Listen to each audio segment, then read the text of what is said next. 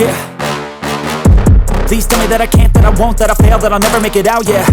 Please tell me all the bad, never good, fill my head full of every single doubt, yeah. Please say any negative thoughts, I pop off when I hear people say I cannot. I get off to the... Dito tayo ngayon sa Salakuyang, nagkakaroon ng palit gulong operasyon si Recipe, si Kuya, dito sa JMM Mototech Motorcycle Spare Parts and Accessories. Ito, yan.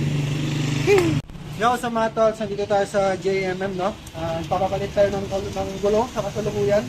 Ang sasalpak natin ay ang V-Rubber, no, na 110/80 by 40.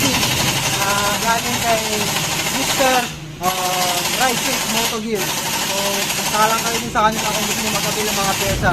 Helmet, everything pwede. Sa kasalukuyan, nakaparene yung ating motor doon. Tinatanggal na yung sapatos na itinabit sa atin about 8 to 9 months ago.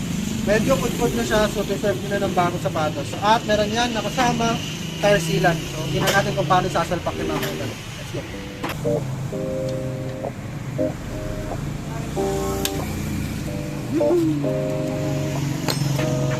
So yung mga tol, nakakapit na ni Kuya. Tanggalin na natin yung chassis pa tawag yan. Kita ninyo, pudpud na rin talaga, oh. Inis na. Maxis yan. Umabot din ng 9 months mga tol. Okay.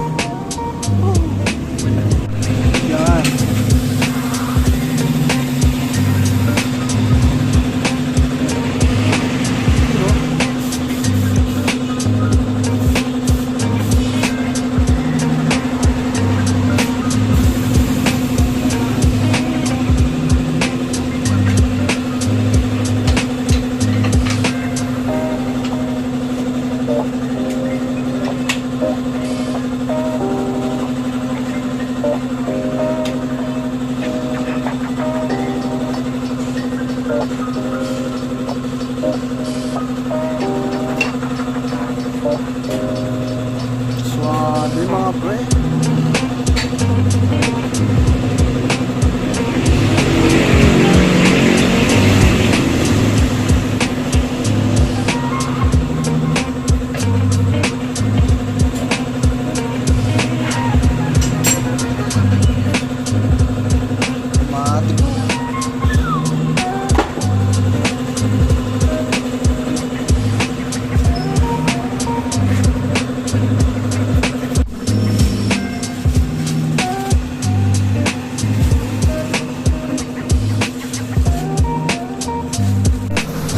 Bagong talin ng ating gulong mga tol, ang malupit na V-Rubber tires.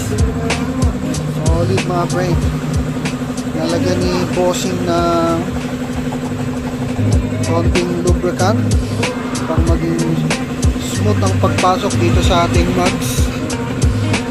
Yan ang mags natin. Nakakabit na ganisa, no?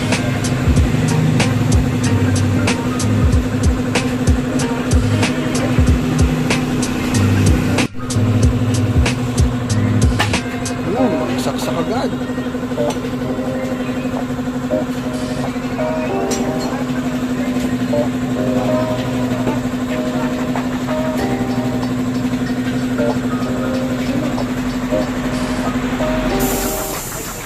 Sasaksakan na natin ang tire sealant.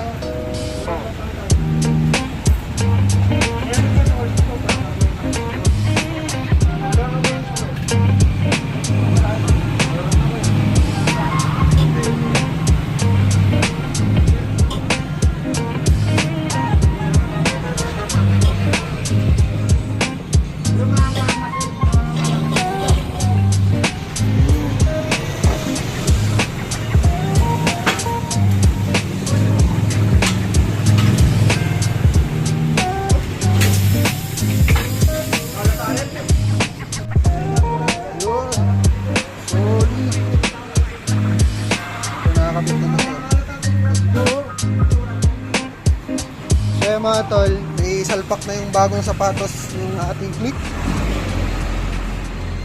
Maangas, maangas.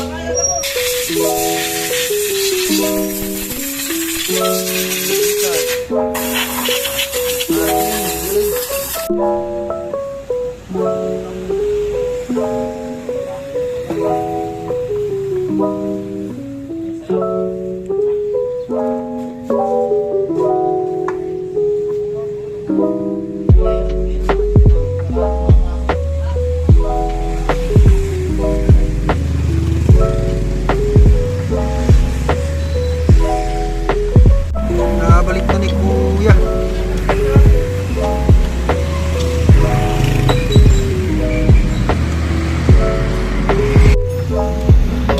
Ating bagong sapatos mga tol.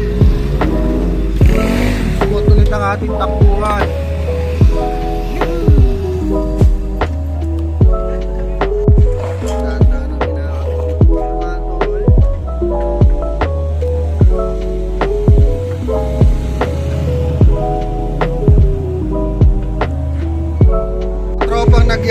Tropang nagpagyayang magbabayad.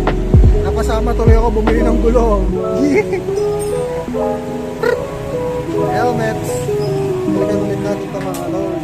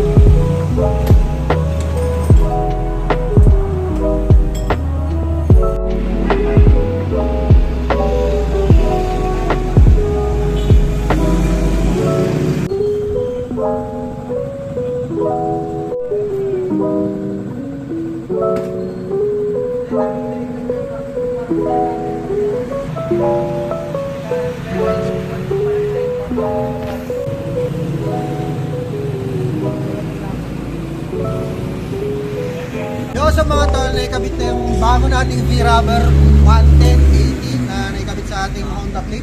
After 9 months of using my Maxxis tires, susubukan naman natin yun ng V-Rubber. Mas makapal na siya mga tol, medyo mas mataba. At dito tayo ngayon sa JM Mototech. Si Kuya Jopel pala yung nagkabit ng ating gulong. Kuya, salamat!